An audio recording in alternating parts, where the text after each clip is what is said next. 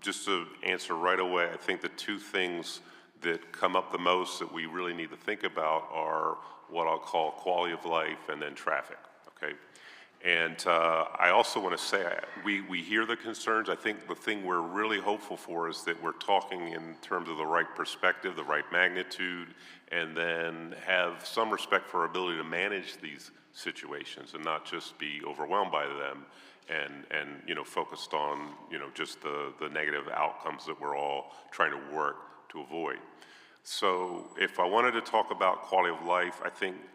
you know, the perception, I think, is that it's going to be kind of like a madhouse. It's going to be, you know, there's going to be a lot of security issues, that there's going to be, you know, litter all over the place, and that, you know, it's going to really diminish the feel of the existing neighborhoods once this is up and running. And so that's going to be an important focus of the Arena Services District, to really channel those issues and make sure that, one, there's plans in place,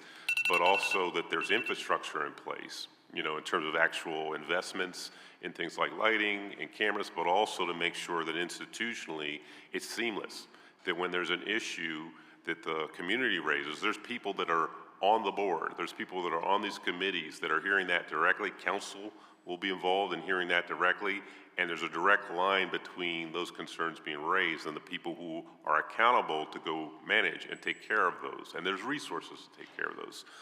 We've talked a lot about traffic. I want to be clear, I think that the traffic situation requires focus, it requires work, but as I was saying last night, I think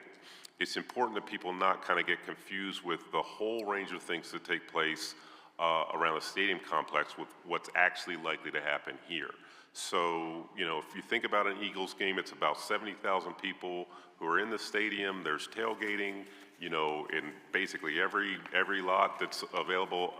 adjacent to Lincoln Financial Field. That's like 4 or 5 times the magnitude of what we're talking about in this location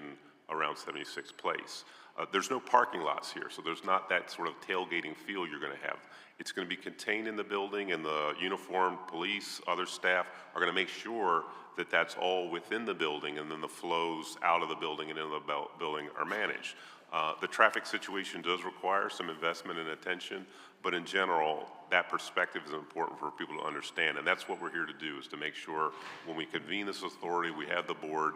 they can communicate both ways to make sure people have both a channel for their feedback, things we haven't heard even yet, but also that there's some body that's empowered to generate the ideas to make sure that the work is taking place to manage that.